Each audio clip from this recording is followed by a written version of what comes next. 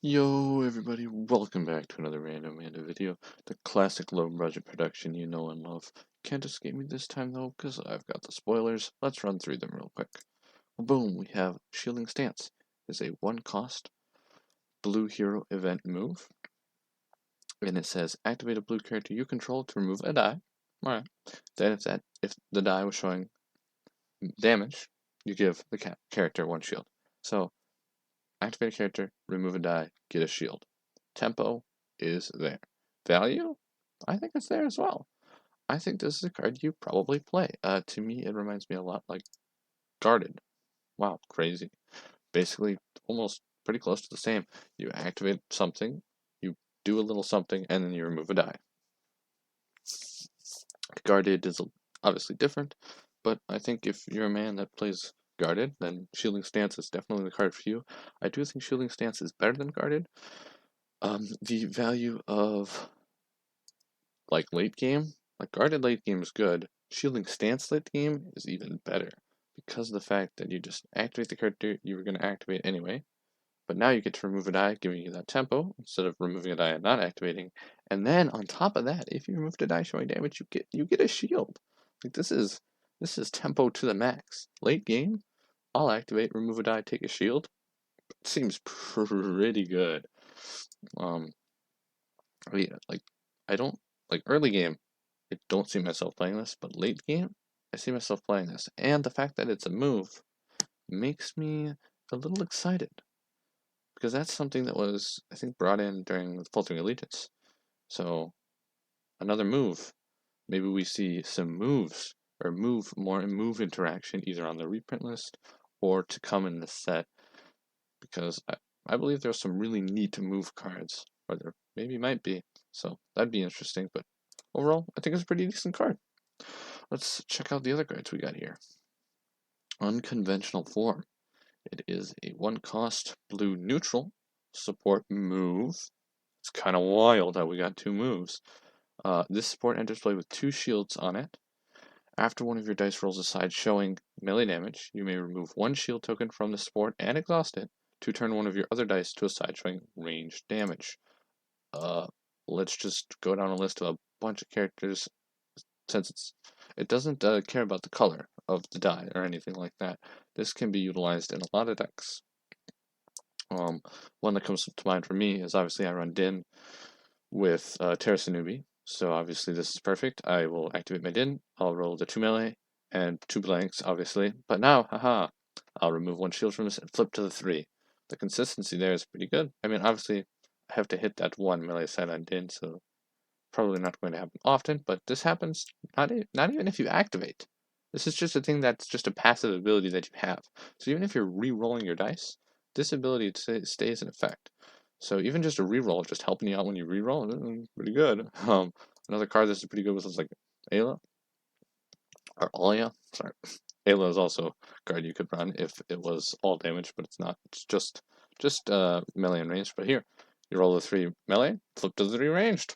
Woohoo, 6 damage. The consistency. I mean, obviously you only have one side of each, but like I said, if it helps you sequence how you're rolling out. Same with Jango Fett. And this also works with not the same die.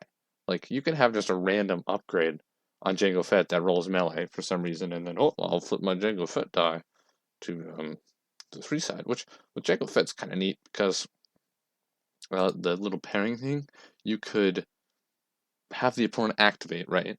Then you could re-roll your random melee upgrade. It hits the melee side, and then you could, in fact, then turn Jango Fett's die to a 3. Like, that could be some crazy surprise damage out of Jango Fett. I mean, Jango Fett has seen, like, 0 play, really. So maybe, I don't know, maybe I'm crazy. Mother Talzin, I mean, obviously it would have been better if it was ranged into melee for Mother Talzin, but still, rolling the 3 melee, flipping to the 2 range, ain't that bad. Um, yeah, those are the characters. I'm sure there's better characters that can come to mind when you're thinking of utilizing. And the crazy thing is, this isn't even character dice. This is just any die. Like when one of your dice rolls melee, that's really good. If any deck that's running mixed damage sides, especially if their range damage sides are higher than their melee damage sides, this is just so good. You only get to use it twice before it's useless, though. Unless there's a way to put shields on it. At the moment, I don't think there's really any ways to put shields back on things, but I don't know. So, is it worth a buck to basically turn 2 dice? I don't know. That will be for you to decide. Anyway, let's move on to the next card because this one's really cool. Shaboom! We have Cal Kestis, the Jedi Survivor. He is coming in at 1417, but at a hefty 13 HP, which, I mean, nowadays they're giving out to everybody these days. Um, he's a character, Jedi Scavenger, which is a lovely subtype we do like to see. He's coming in at 3 ranged and 2 melee. Wow, that's wild. 2 shields, a resource, and a special. Of course, the blank.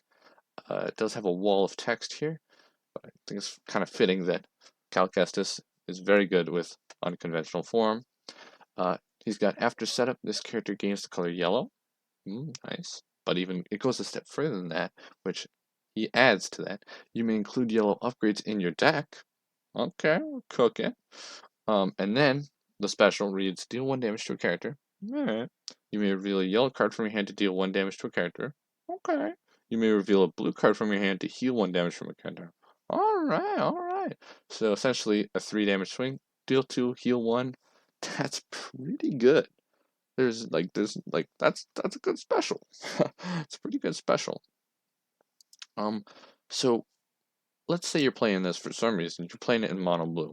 I don't know why, but you are. What type of cards are you thinking of bringing in, right? Because now you have access to yellow upgrades. You could bring in Lavish Cape into your mono blue deck. That's pretty good. You could bring in Street Smart to your mono blue deck. It's kind of silly, but he actually works kind of well with Street Smart since he has kind of all the sides that people like to resolve: money, melee, ranged, shields. But yeah, that's pretty good. Nemix Manifesto. This is great. I love this card personally.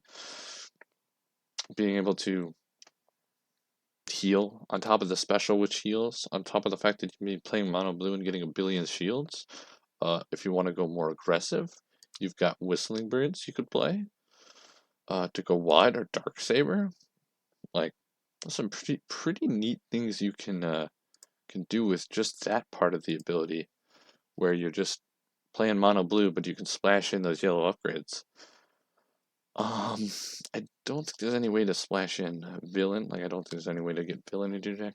Obviously, he works very well with Marin, which is wild. They're both scavengers. They're both blue and also yellow. They both have like the melee and the range sides, which was perfect with unconventional form. Marin especially works really good with unconventional form. If we go back to that, because Marin's power action removes a shield from a non-plot card you control. And guess what unconventional form is? A non-plot card. So that's some neat, cool things you can do there. Is utilizing hypothetically unconventional form twice in one turn. You could activate Marin, hit the melee, focus to the range, activate Cal, utilize Marin's PA to focus Cal to the special. There's so many neat things you could do there. Obviously, Cal can heal Marin as Marin shields up Cal. So if either one you target, the other one is just going to be really annoying to kill. Because if you target Marin, that's final heal damage from Marin. Marin will give herself shields. If you target Cal, that's final heal damage from Cal, and Marin gives Cal shields. It's a nice wombo combo there. Kind of fitting if you've ever played the game. They do work quite well together. Another character maybe you could have your eye on would be like, I don't know, Ezra Bridger. He's to me been a very solid character. I don't think he works as well as Marin does in the build. For obvious reasons, you're missing the shields, you're missing the mix of damage, you're missing the autofocus to the special. But otherwise, he can be a nice guy. Add a plot, it's decent. Obviously, I do feel the Marin is better, but yeah, and I really like the idea of him being constrained by his special. The special isn't just deal 2, heal 1. You do have to have a yellow and a blue card. I think most of the time you'll have a yellow card in your hand, but I think the interesting idea of revealing 2/5 of your hand or 2/4, like half your hand, just to utilize the special is like, okay, well now I've got a lot of knowledge. Is it worth it? I think it's worth it, but not really for me to decide there. But yeah, those are the special spoilers I had. Pretty happy about it. Thank you for watching.